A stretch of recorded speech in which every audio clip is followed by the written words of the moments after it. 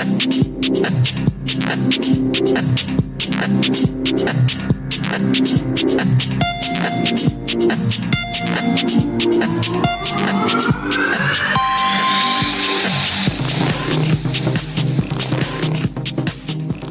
to the One More Rep podcast, where we take it beyond the barbell. I'm your host, Mo Dingo, and with me, as always, is Bermudo Dragon.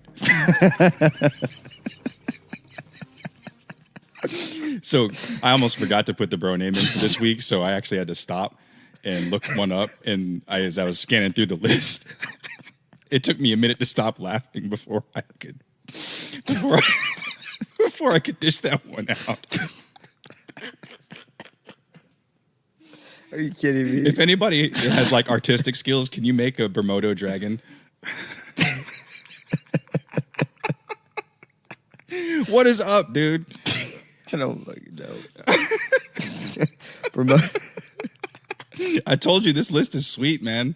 Man, it didn't start off too good, but it's getting better. I can't. I just got it. I mean, that's a good one, man. Holy crap. How you doing, man? I mean, you know, I'm better now. Like, that was pretty good. Got me in tears. I knew it was bad because Mo's looking at that list and he clicks his fingers and he just starts laughing. He can't stop laughing before he even says the name. I'm like, oh my God, what's this going to be? It could go either direction. It's either going to be really funny or really disrespectful. I didn't know. Never disrespectful. They're all really good. So these are. I can't believe it. As always, thank you for the likes, shares, subscriptions. When we talk about YouTube, one thing we need you to do there, not only do we need you to subscribe to our channel, but there's a little bell on there. And the only way you're going to get notified whenever we release new content is if you hit that bell. You'll get an email notification. It'll show up in your stream whenever you pop up on YouTube. And that way you can see Bro and I live on camera. Well, as soon as I get the editing process nailed down. It's the process, but we're running into where we're running out of storage issues because they're so long. Yeah, and for me, like, my expertise is in audio, so Bro's the video guy, and remember that he's teaching me a lot about this because there's a ton of things I didn't understand. He doesn't understand how I can do everything from my phone. Yeah, my fingers are too big. I do have short fingers. No, it's so as soon as we get the videos, I think we have it figured out. Just getting the issue we had, we were running on multiple sources because we were running out of data. So we sent stuff to the cloud, but the cloud ate it, and it's no longer in the cloud. Yeah, it's all. It's going to be on now. It's going to be on TMZ next, probably. So hopefully there's nothing bad in the cloud. Hopefully not. As always, we like to send a huge shout out to our sponsor, 75 Clothing, making badass gear for your badass ventures. The women's tanks are available. We have our tees. Are back in stock. Yeah, they're back in stock finally. Don't forget to use that promo code One More Rep. Hear that, Beth? You will get free shipping with that. So bought some more gear while Wally was here. It's invaded our gym, Mo. Yeah, totally. And then even on my feed, like with a lot of my friends and stuff like that have watched the show and purchased product, it's really cool to see everybody posting their pictures of random places. And then actually, I'll have a pretty good one from my wife, Mel. She was out camping while Wally was here. Unfortunately, where was she? She was in Wyoming. There's our pigeon. Well, no, so and I wasn't going to tell Bro about this, but what I wanted her to do was go, because we were just having a heck of a time trying to get Wyoming. So what I was going to have her do, she was at Yellowstone. So what I was going to have her do is when she landed, just have her download the episode. But she was so excited about being there, she forgot about it. No. She did take the pictures and everything. So when I saw the Wyoming download, I was like, oh, that's probably Mel. I'll just wait till she gets home and I'll ask her. And she totally forgot about it. So we did get an organic listen from Wyoming. So that makes 50 states that we have infiltrated. How many more states do we have, Mo? It depends. I think we got them all. I mean, because we did get Puerto Rico, right? Thanks to Sebastian. Yeah, thanks to Sebastian. I don't know. Maybe Guam. We can conquer that next. Anybody in Guam? Sebastian, we need Guam too. Yeah. Call your people. Yeah, because I know we have some military folks out there, and there's got to be at least one CrossFit affiliate. So we got everything, man. So it's pretty cool. Finally, all 50 states. Yes. It only took us, what, Well, 8 months? Yeah, 8 months. 'Cause well, we had the binge release. this is 30 episode.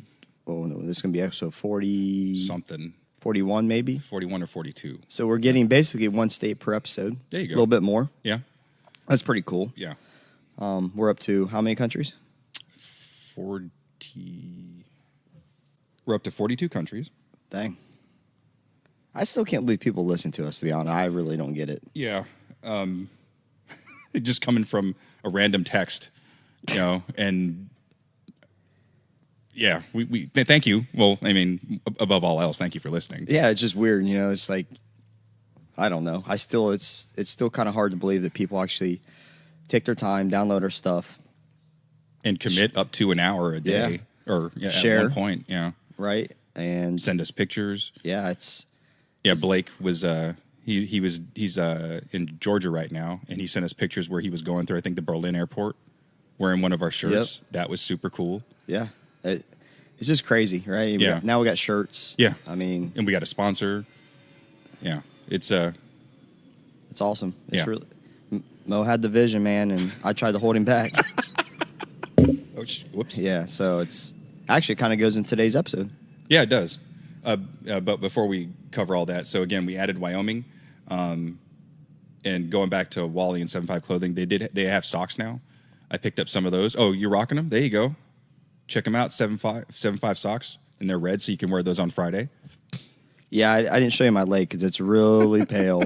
It's not seen sunlight since, I don't know, 1908. So again, thanks a lot. It was great to meet Wally. You guys got to listen to a couple of his episodes, peek inside his brain, and actually, I just got a message, and I might be helping him start a show here shortly. So that's really cool for me to be able to help him the way he, in a way that he's helped us. So, And this will be your second person you've helped, huh? Jennett. oh yeah, So yeah. you're like the podcast whisperer. And then actually, someone else reached out to me about helping him with another book. So that's been pretty cool. Right, because you helped Jennett set up for his, and Yeah. then another person reached out to me that had a book. They just needed to be refined, so I'm in the process of helping them upload it. So, yeah, this is like just rabbit holes. That's what we're about here. Yeah, as we talked about the episode that Mo wanted to talk about that I didn't want to talk about. And it turned out really good, and But I think that's part of why we work well together, is because we have our hearts are in the same place, but we're just different people. And you think of things differently, and conversely, I do too. And I think that's why people like the show, because they say they feel like they're sitting here just listening to us talk after a workout. because we are. Because, well, I mean, less the workout. yeah, right. Yeah, I think it's if you didn't send the text, then the Jennett thing wouldn't happen. You're doing Yeah. the unicorn. You helped it. You were at Validus. I don't know, and then. You did the Arnold, which is a pretty big deal. Yeah, I tried not to think about it too much because I don't want to freak out. Yeah, and now you helped him set up for his audiobook, and you're helping possibly Wally get into the podcast world. Yeah. Is he coming for us, bro? Or do we have to start designing clothes? Is that what's up, We Wally? need to start getting on his turf. Dude, can you imagine the stuff that we are like what we would draw? Like stick figures with Stick figures with big biceps. yeah, like one big bicep, really small legs, and they're with stick guns. Yeah. Pew pew pew. It would be so elementary, but I don't know. It might sell, bro. Yeah, I know. We need to talk to Wally. Yeah. Watch out, Wally. All right. So now that we covered all the initial business, so today's episode, Bro and I were chatting over breakfast at Warehouse 4. Still yet to be sponsored. Still yet to be sponsored. Enjoyed a delicious cup of coffee. Maybe we should stop plugging them because we're plugging Wally, and he is our sponsor. Warehouse Force has done nothing, and they get tagged on every Everything, single yeah. thing. They're on the clock. I think we need to put them on notice. All right, they're on notice officially. So as we were having breakfast, and this is where a lot of our content tends to come from, we just sit and talk. And like, again, this is how this whole show started. Me and Bro just talking about real life stuff. Or I was up until 3 a.m. watching something. Yeah, and tag me on Instagram. But the thing you said today right off the rip is, let's talk about what? Stop giving up on yourself. Okay. So then we started talking and chit-chatting, trying to further dissect this and go down the path of, what we're going to create today. Because Mo's like, well, where are you going to go with this? I was like, I don't know. I said... Which normally that's not the case, though, because bro will come up with me like, hey, I was thinking about this, and then we could talk about that, and blah, blah. So then when I was like, okay, so where are we going? He's like, I don't know. I was like, oh, well, shit. Well, we were on the phone last night after he got done at his soccer game, and just kind of trying to set the schedule for today. Yeah. And he wants to do a, what you call it? For the listeners. Oh, yeah, like the... What do we call it? Like a mailbag episode. Yeah, we've done that before. Yeah, we've done a mailbag before. We have some other ones that we can't make a whole episode out of them, so we'll make we'll collect them and make shorter conversations. Yeah. And I was like, well, let's we just released Wally's. Yeah, I'd rather just do a traditional episode. And he's like, well, what's it about? I was like, I don't know. I just don't want to. Let's do a traditional one. He's like, and like Mo just said, he could have been like, well, fuck you. It's my podcast. I am the producer. Producer. I don't even know what the hell I am. I don't even get on the shirt. You're the technical advisor. Yeah, man, remember? Whatever. I don't even get on the 7.5 thing. You're going to put my pasty ass legs for socks. Well, in all fairness, I didn't know you were going to put that picture you took of me on the 7.5 site. I didn't know it was going. I didn't put it on there because I hacked into 7.5's website and put you in there. Because when I was driving home after we got done recording, I'm looking, I'm like, what the hell? You're on there. I'm on 7.5 clothing. He asked for a picture. I didn't know. Here's a pic. He said, "Yeah, I have a picture." Mo smile took the picture. Like, yeah. But yeah, I didn't have a direction, and I literally was getting ready to go to bed, and I'm on YouTube. Randomly, I'm not even looking towards something like this. A video pops up, and it just triggered something in my head. It was like a 2-hour long podcast. Was it the one you sent me this morning? Okay. What show is that? It was off of Marcus Luttrell, Team Never Quit, and it was their 100th episode. They just started doing the vlogs. The video, yeah. And and if you don't know who Marcus Luttrell is, if you've heard of the movie Lone Survivor, also a book written by Marcus Luttrell. He's a former Navy SEAL corpsman from Houston, well, just outside of Houston, and he's now got a show, right? The podcast. Yeah, and so I tagged Mo into this morning. I wanted to send it last night, but it was 3 a.m. and so there's even a cutoff for where I won't send stuff to him on text, but. It was pretty funny because he was approached by another Navy SEAL we'll call him Mo. And this other Navy SEAL, he's definitely way outspoken, not a bad way. He's just very boisterous, energetic. Like he loves meeting new people. Not that I don't, but it's just like Mo got his way, whatever. And then Mark Luttrell, me, whatever. No, Marcus Luttrell's. They're doing their 100th episode. He's like, I still can't believe this actually worked. And it starts at minute 7. I told Mo to start listening. And right about that time, he's just like, I still can't believe this is actually happening. And that's how I feel. I don't believe that this is actually happening.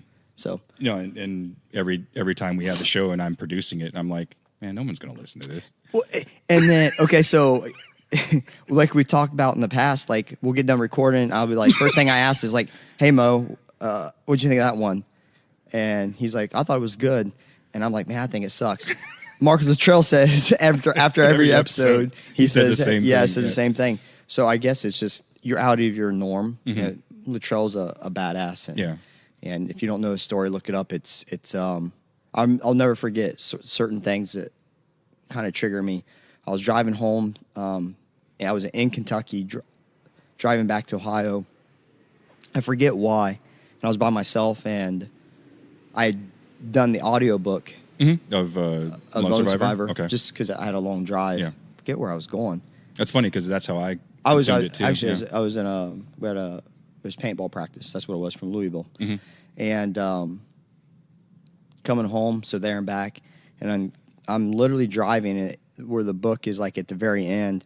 Like I just like start crying. Like it's very emotional. Yeah. The very end of this is when you hear about the sacrifices people make that are in a foreign country that we never hear about, and then we hear about one of them, but then you realize that that's just one. As big as that operation has been made out, there is bigger operations and people who actually have died that we don't know about. And, 9/11, was yesterday, and it's just stuff like that just gets to me. Like these people are dying, and for me, and I'm sitting here driving home with the ability to do so, just really hit me hard, and it's just a great story. So if you don't know it, look it up. It's awesome. It'd be the best of whatever. So listen to that podcast, and started triggering a lot of things. Just like that's why I read articles, and just kind of opens my mind up, and I thought it was pretty cool. Like we give up on ourselves way too often, and I'm not shitting you. That's kind of the stuff they were talking about, and we're talking top tier people. And where this whole thing with the Team Never Quit podcast is coming from is what me and Bro were talking about at breakfast. So what the whole premise of today's show is, just stop quitting on yourself. Do it every day. People do it every single day. They don't even know it. Yeah, right. Absolutely.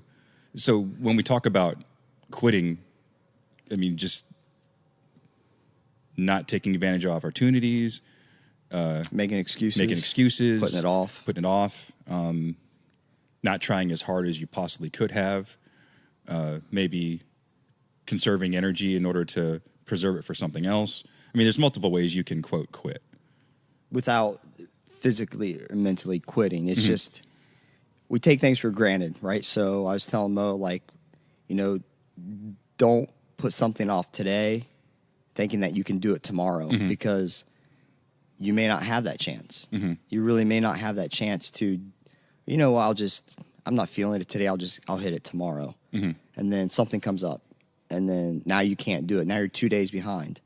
And then so the example you gave was cutting your grass, which a task in itself sounds pretty benign. So yeah. So you said cutting the grass, and then you're getting ready to do it, and then you're like, I don't feel like doing it. I think I'm just going to sit on the couch and watch some more TV or play some more Xbox, and I'll do it tomorrow. Right. Then tomorrow comes, and something comes up. Yeah, something happens in your life. You're like, dang, I got home late, just didn't have time.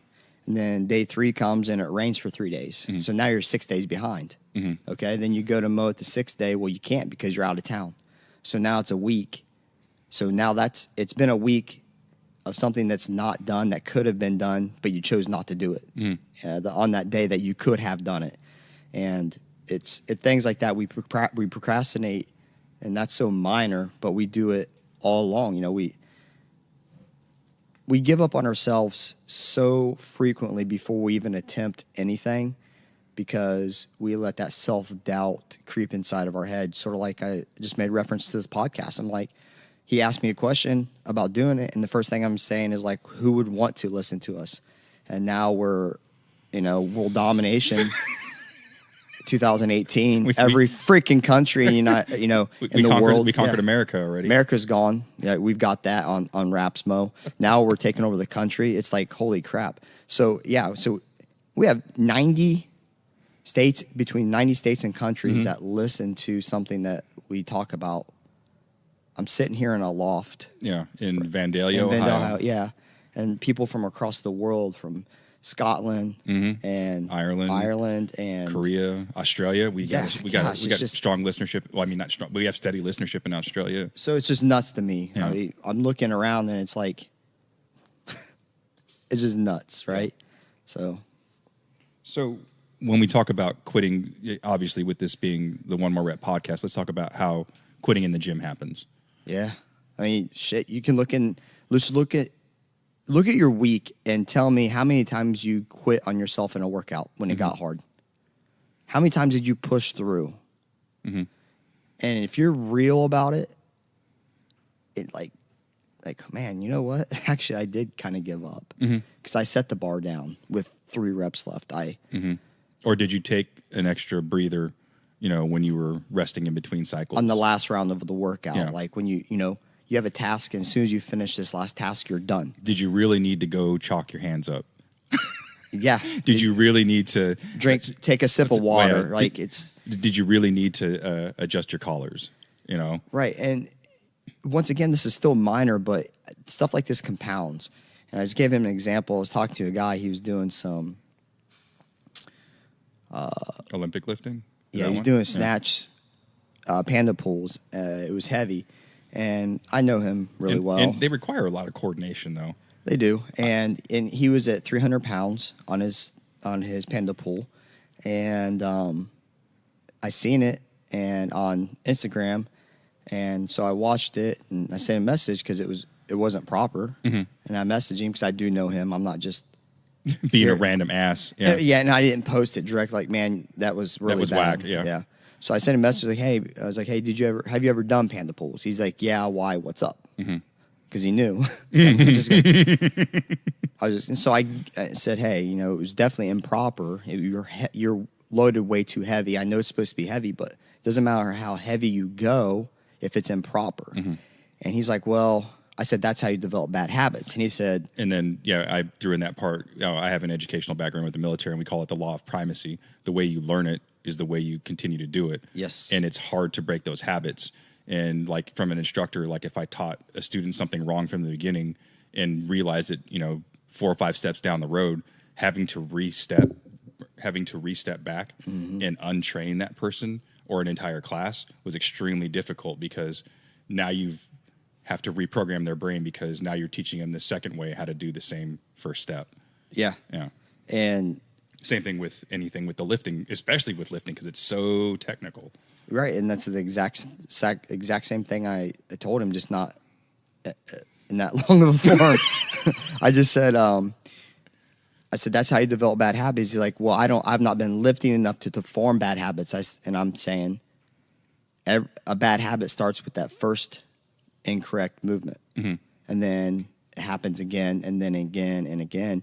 You've reinforced improper movement or improper teaching, and because you keep doing the same thing over and over because you're not being told not to, right? So a habit, people think that a habit is something that you do every day, which it is, but that habit started with doing it one time.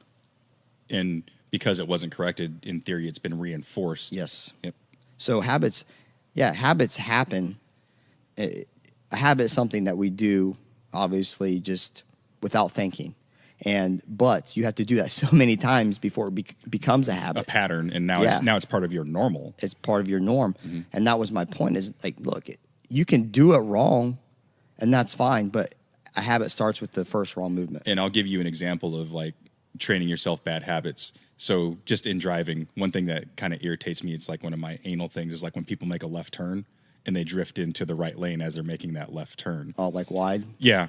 When you take your driver's ed course and you take your driver's test, if you do that, you're automatically going to fail.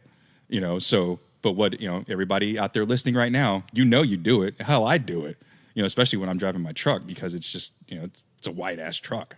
Sometimes I might hit that island, so I just kind of give myself a little bit extra room.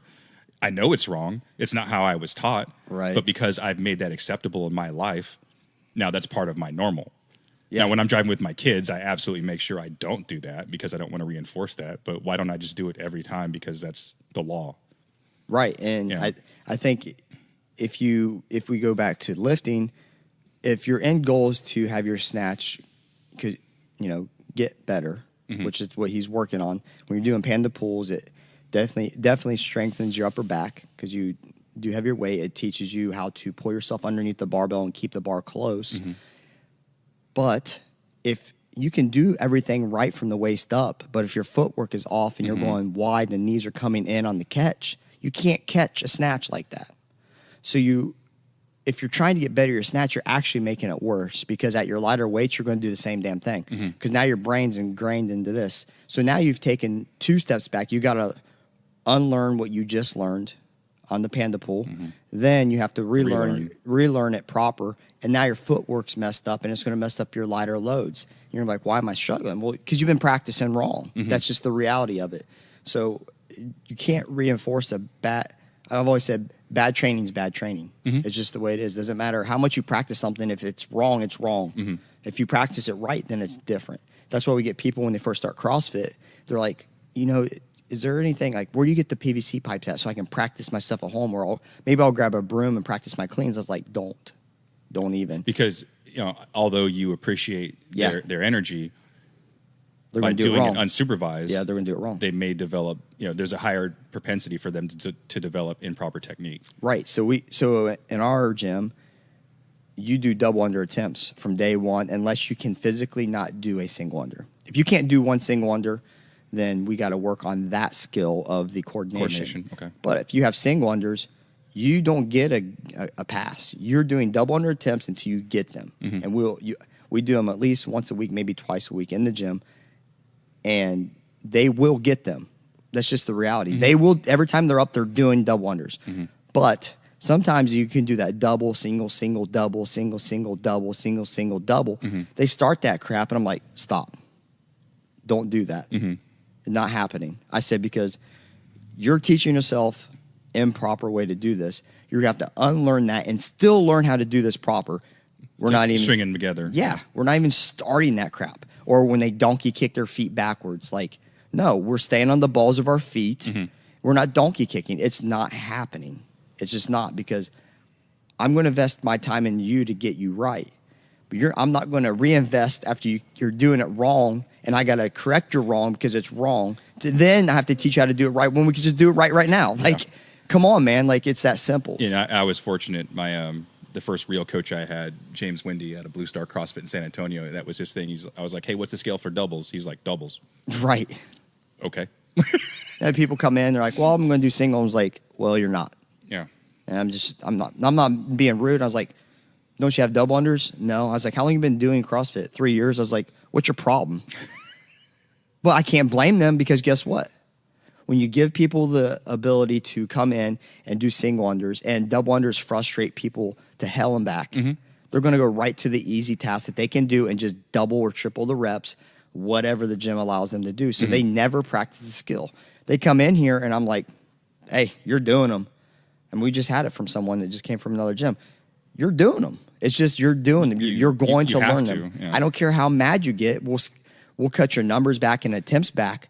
But if you want to stop getting those red whip marks on your legs and arms, guess what you have to do? Doubles. Yeah. You have to learn how to do them. So these things apply outside the gym as well. Like we gave the analogy of cutting your grass.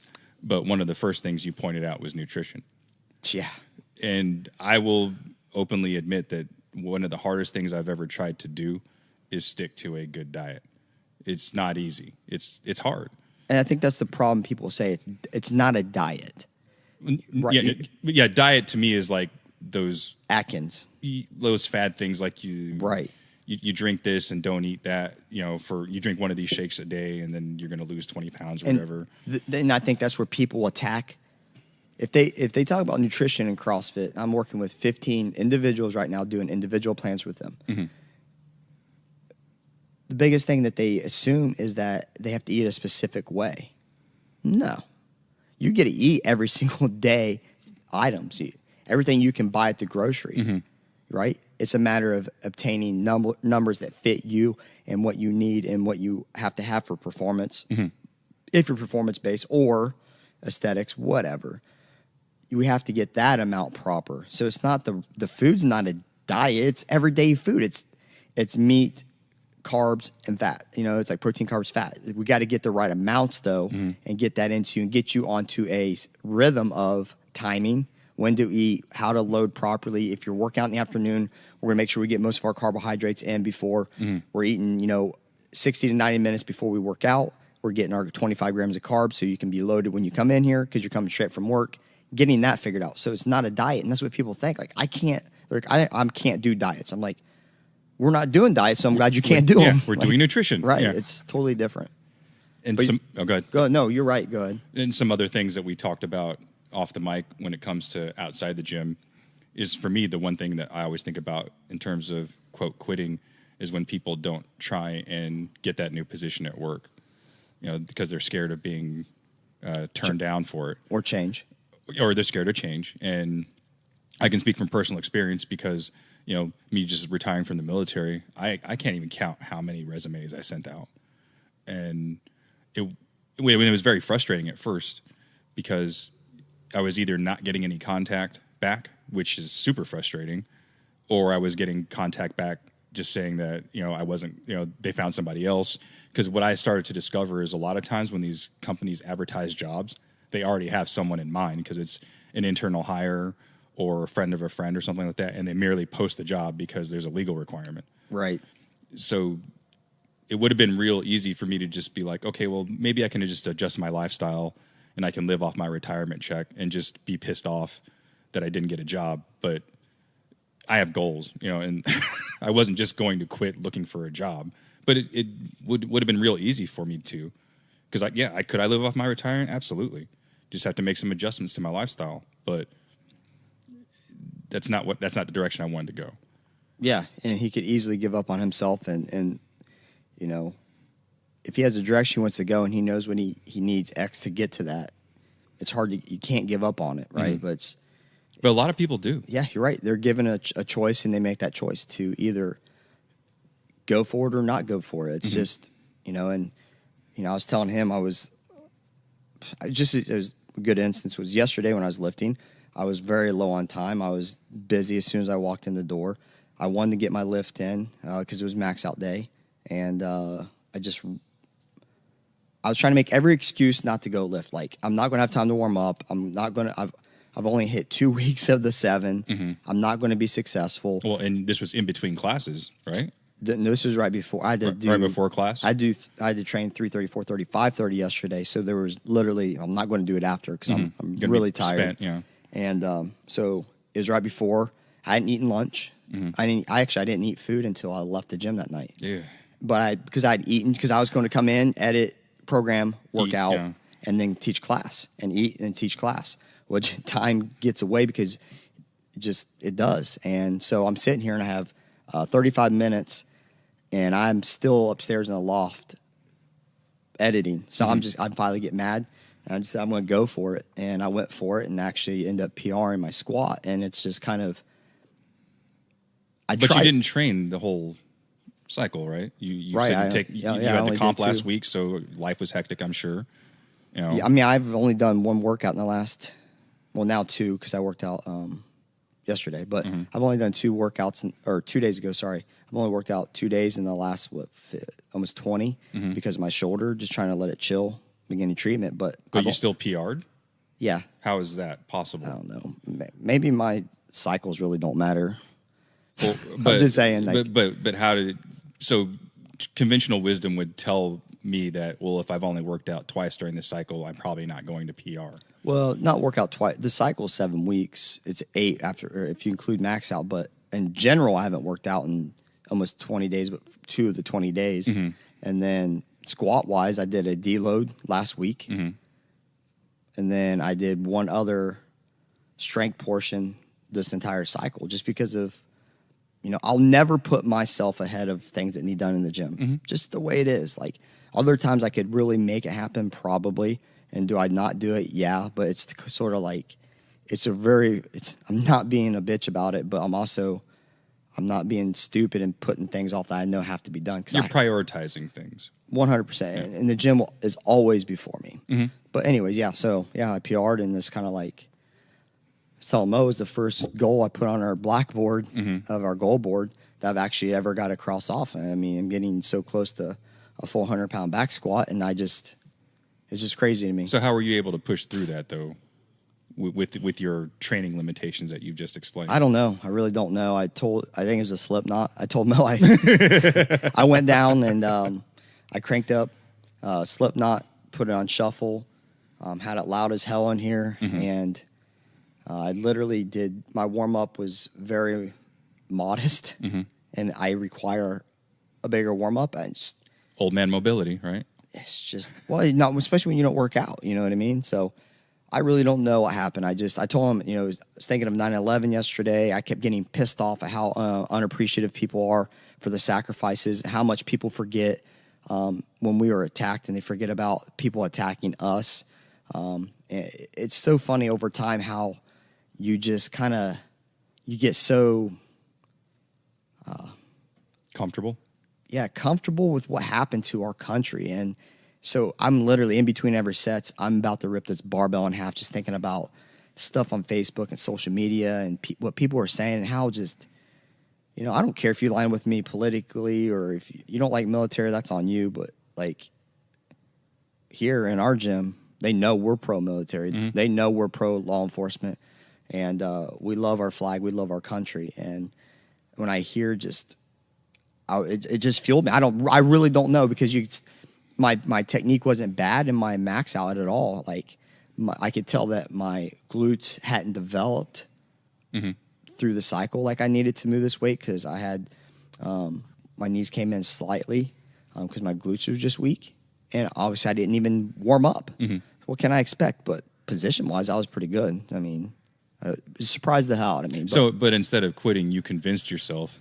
I'm going to go for it. Like I said, worst case scenario. You fail? Worst case. I said worst case scenario is I get some work in at some percentages. Okay. I was sitting up here and I was trying to talk myself out of doing it. I was going to quit before I even started, and that's the problem with this. That's why I wanted to do this. We often so often we quit something before we even start it. Mm-hmm. We quit on ourselves. We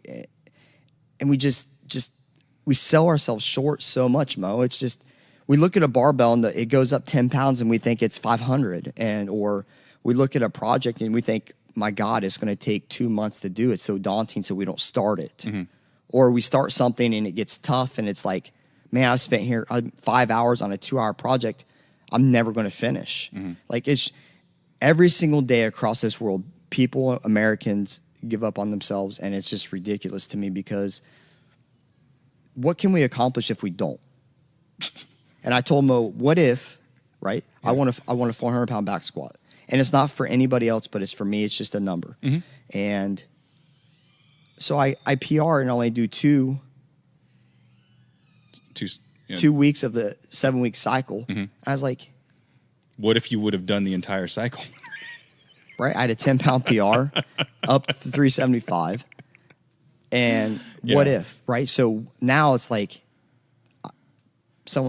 Jenna's like, is that a PR? And I'm like, yeah, because I don't jump up and down. I'm like, I don't celebrate. Like I never have. I never will. It's just, it is what it is. It's part of the process. And then she's like, well, shouldn't you be happy? I was like, I am happy. It just, I don't do backflips when I PR. Mm-hmm. But it's just funny. Like now I'm like, if I'd have put the work in and maybe on certain days, maybe not make an excuse. And I'm tired and then I just like, maybe I want some me time doesn't involve the gym since I'm always here. What if, right? What if you guys do that? What happens if you stop making excuses and when something comes up, you just get it done and you move on? Mm-hmm. Because like I said, you can't assume that what you need to do today is going to be available to do tomorrow. And then when that compounds, you just what are you going to do? Now you can't do it, right? It's, we had a girl yesterday. She already hit a 5-pound back squat PR. Loads it up for the second attempt at her 10-pounder, or a second PR attempt for been 10 pounds. We know how important 10 pounds is now. Now that our math is right. Yeah. And before she even goes up to the barbell, you can tell that she's just not. She knows she's not going to get it. Mm-hmm. Her head's not in it. Her head's not in it, but her body is. Her body's ready. Her body's ready to move this and can move this. Comes out of the hole, no problem, and goes right back down. Mm-hmm.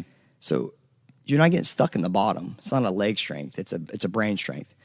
PRing anything is not easy. If it's a true max, you have to fight for that. So you're coming out of the hole, you better fight and drive to stand the hell up. Mm-hmm. Because if you just go down and come back up, there's no leg drive. Mm-hmm. You have to drive. You have to accept that it's going to suck. You have to accept that it's going to challenge you.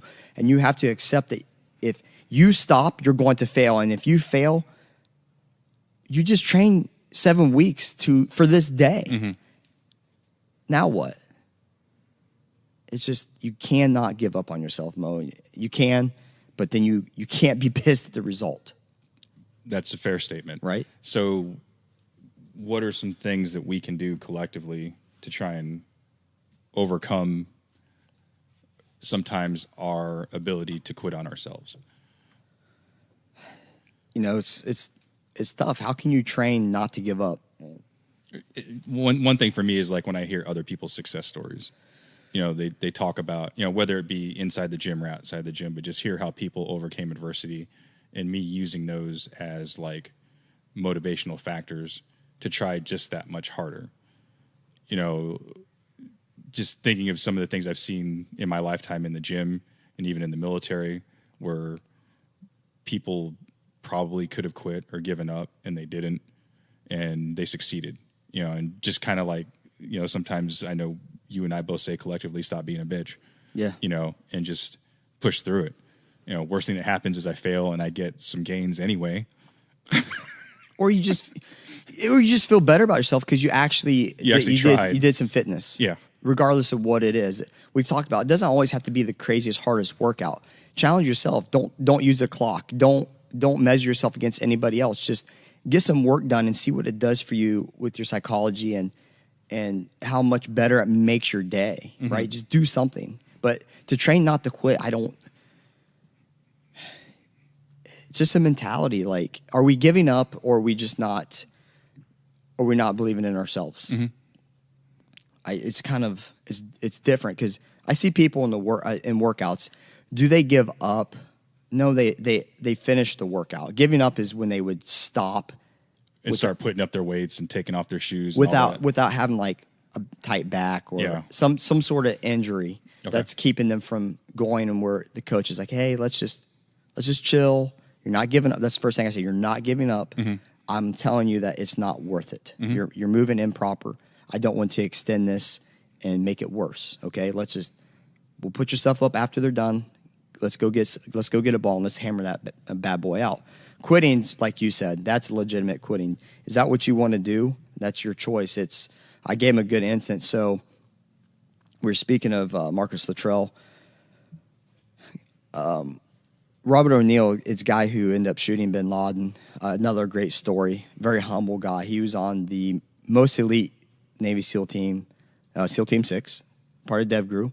So when Marcus Luttrell was lost, and they knew their helicopter that they'd sent to extract and reinforce them was shot down, DevGru and the group that was there and some Marines and some Army, they went out to get him. Well, they couldn't take a helicopter in because one had just gotten shot down.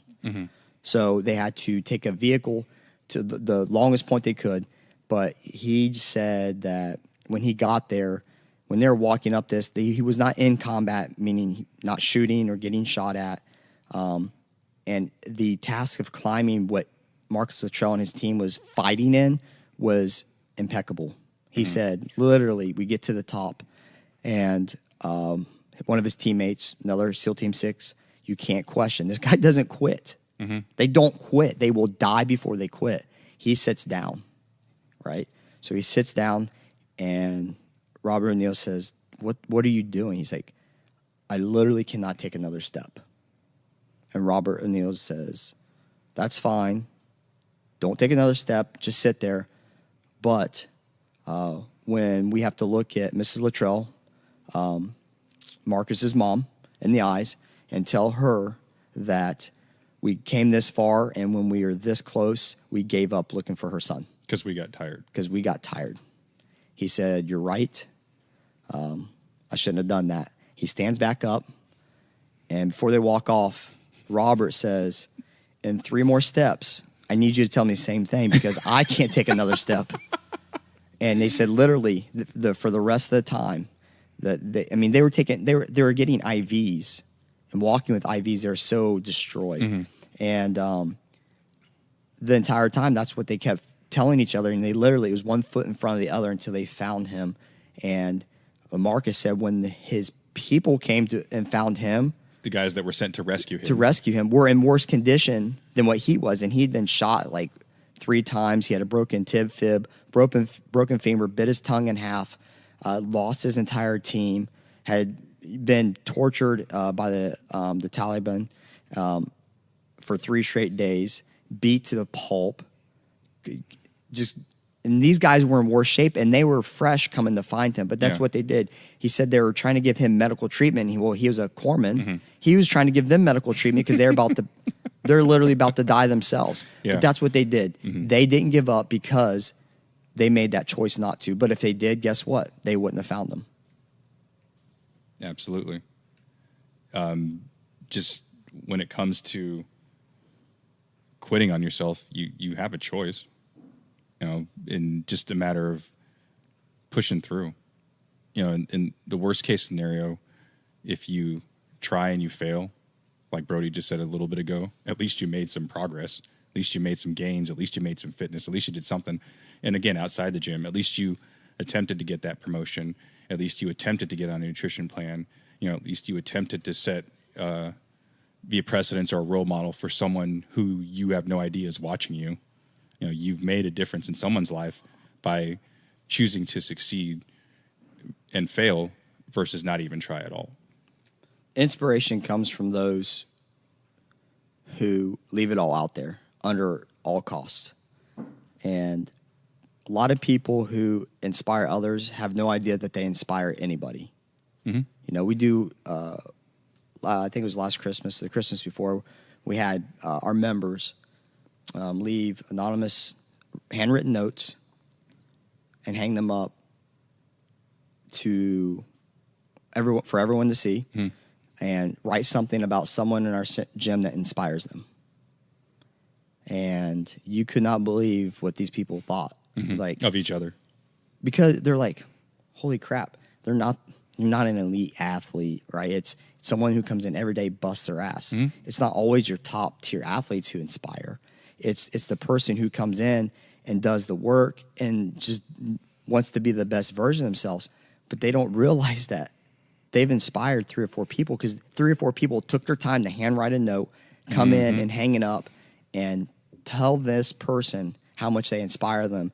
And you just really never know, okay? And you also never know, like, what if you don't do this? What happens 5 days from now? What happens a month from now? For you not doing something today that can be done today, what kind of chain reaction does that have in your life? How much you procrastinate and you put things off, or if you just you tell yourself you're not good enough, you give up on yourself before you even attempt anything.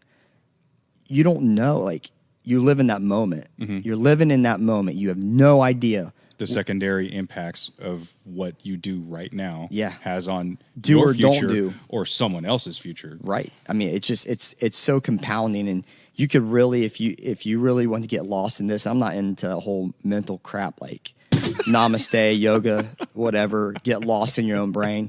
But if you think about this for, 10 minutes or so, and you think about all the stuff that you have not done, that you can do and you should have done, and look how much it's impacted your life because you didn't do it, it's going to blow your mind.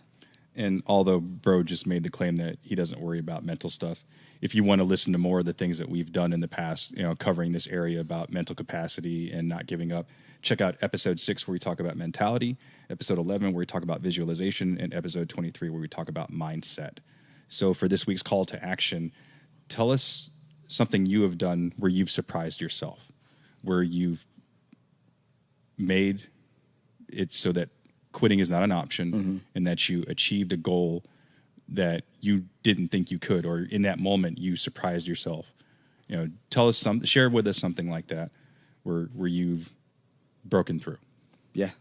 Mentality is huge. I don't get it twisted where I don't believe that mentality is huge, but I don't get into the whole meditation crap. I just don't. I don't do these vision quests like Mo does.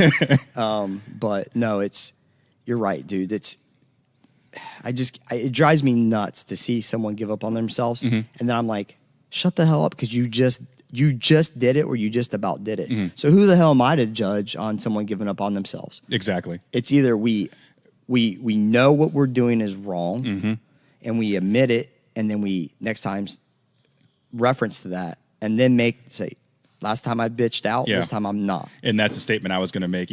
Guys and girls out there, we're not saying we're these elitists. We've never given up. We've never failed. I fail every day.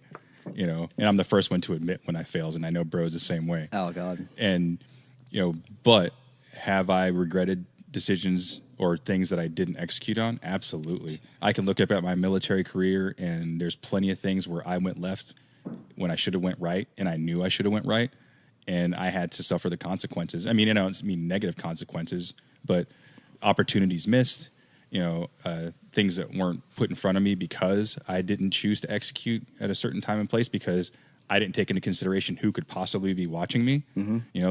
Those people that are always observing and that you could motivate or maybe even give someone doubt to want to trust you, to do something. I lived that life, and I try to do the best I can with every day and to become a better human. And if I'm going to fail, at least I try and fail forward and pick up something on the ground while I'm down there and learn something. So nothing left to say on that. Mo just had a mic drop.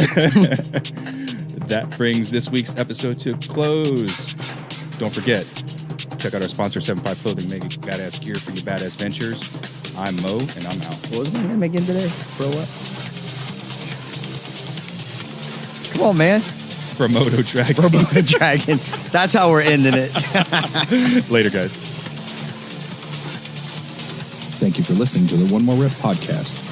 You can follow us on Facebook and Instagram at One More Rep Podcast, or on Twitter at Can I Get One More, or shoot us an email at canigetonmore@gmail.com.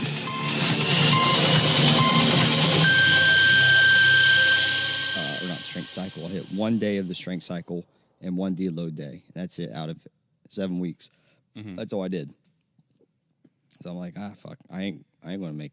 I have no shot. Like literally no shot. No warm up. No nothing. No shot. So load my first set. Crank. I put some Slipknot on. Which automatically gives you like 7%, right? It was like 80% yesterday, and why do we do it? And then how do we overcome? What else do you think? I think we'll go down multiple rabbit holes. Yeah, as we always do. You want to hit record? Yeah. We need to get like a little rabbit mascot. We'll have Wally make us like a jacked rabbit, and he's like peeking out of a little hole or something. Hey. One more rep podcast hole. Yeah. Manhole cover. Welcome to the One More Rep podcast, where we take it beyond the barbell. Shit. Hold on. You better look at my name. Yeah, I know. You knew. I wasn't going to say anything. I wasn't.